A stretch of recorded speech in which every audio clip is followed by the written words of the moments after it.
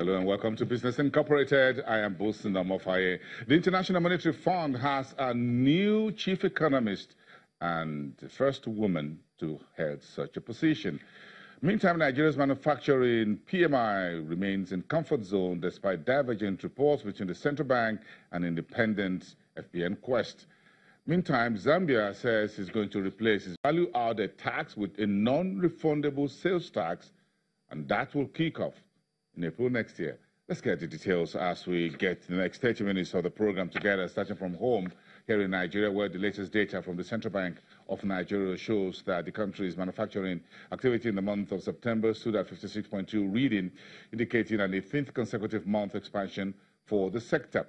However, the index grew at a slower rate when compared to the measurement in August, while 10 subsectors measured reported growth out of the 14 subsectors surveyed by the financial regulator. Similarly, the composite PMI for the non-manufacturing sector of the Nigerian economy stood at 56.5 points, indicating 17th consecutive month expansion, but at a slower rate compared to that in the month of August, while 15 of the 17 subsectors posted growth.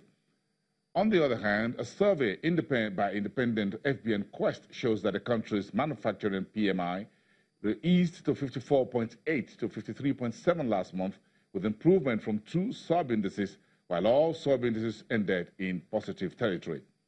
The basket by PMI is much smaller in terms of measurement than that of the central bank. Let's take the markets with that, where we're looking at something looking like a bloody Tuesday for all the major markets on the African continent, and this is how it's coming through on your TV screen. Nigerian stock market is about 0.1% in negative territory. South Africa's GSE is down by 0.86%. The Egyptian top 30 lost 0.34%, and the Kenyan market finished Monday, which is the first trading day in the month of October for that market, by 0.5%.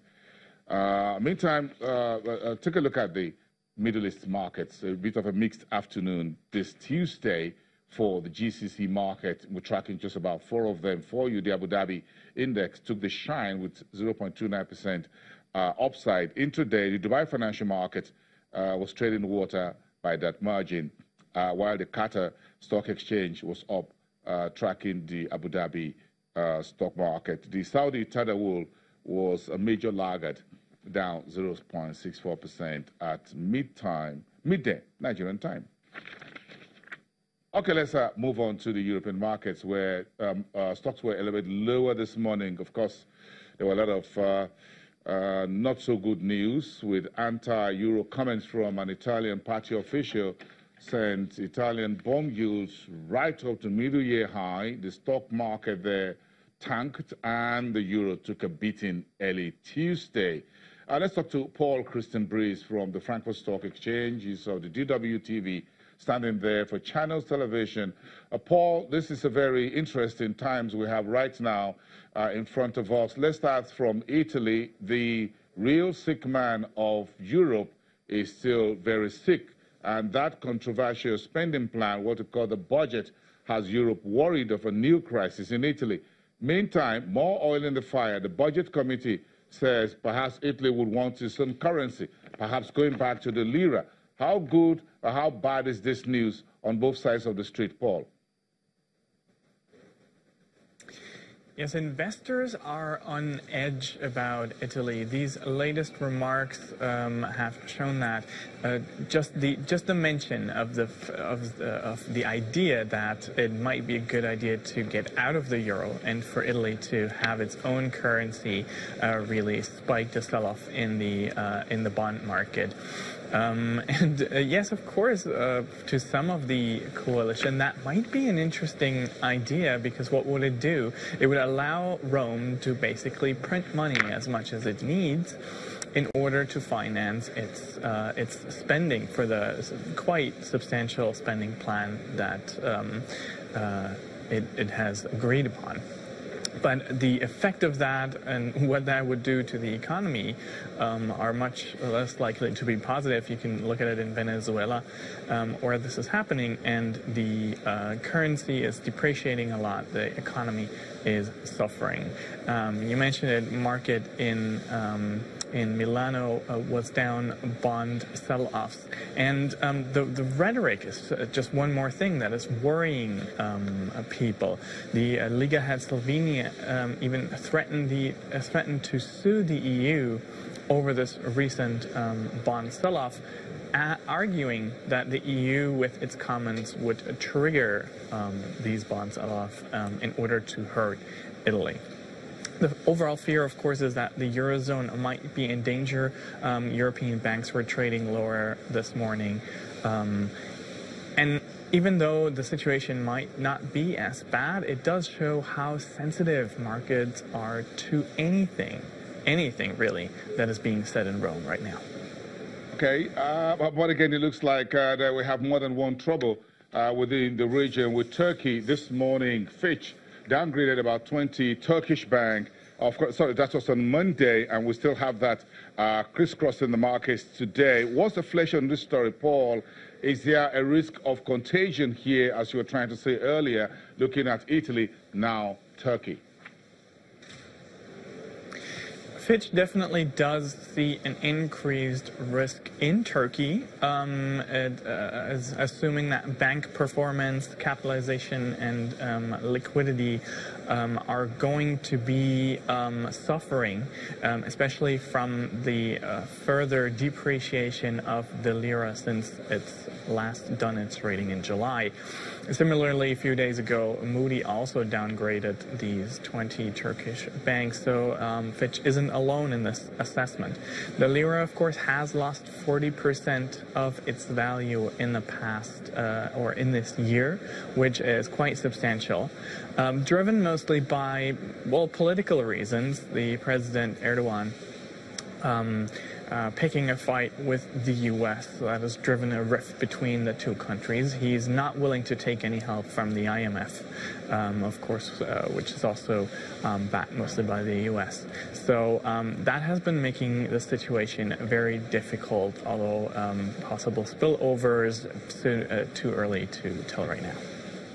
But one good news in the middle of this conundrum, as it were, is the oil prices. Briefly, Brent crude was around 85, a few cents north of 85 this morning, although that's since tapered to about 84 plus on the screen. So what is this outlook for $100 a barrel, and when is it going to start hurting major economies? We love it here. If it goes to 100 in Nigeria, that's on one side.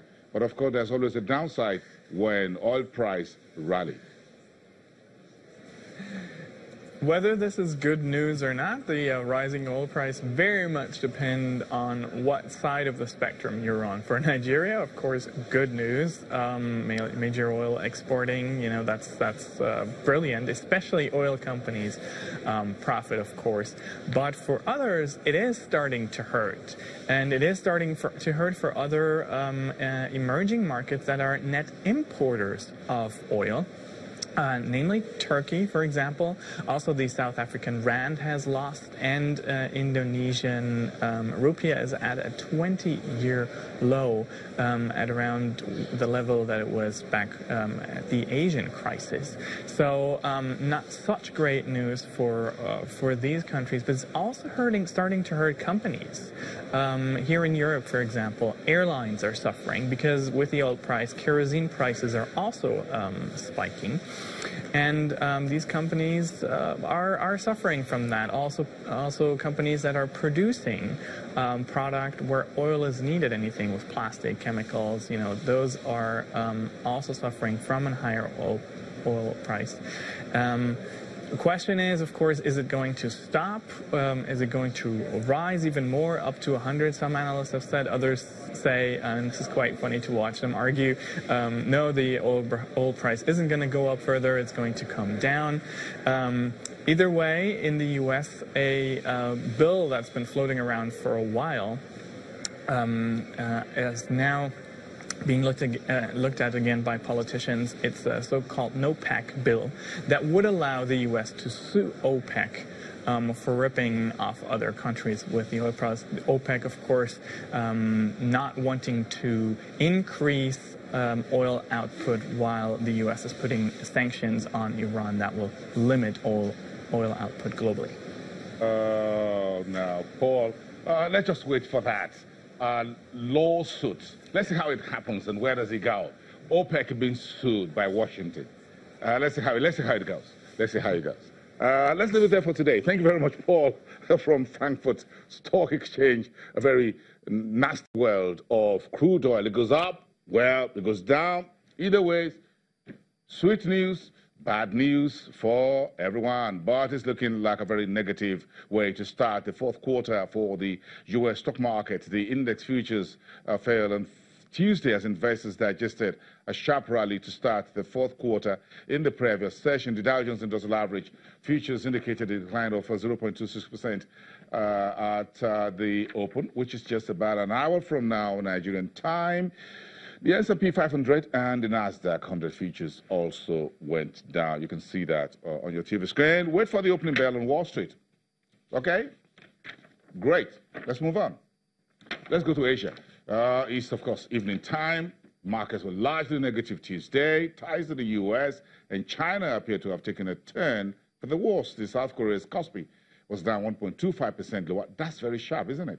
In Australia, the SX 200 ended the trade lower by 0.75%. The Hang Seng for the Hong Kong market declined 2.36%. That's bloody on the first trading day of the week after returning from a public holiday.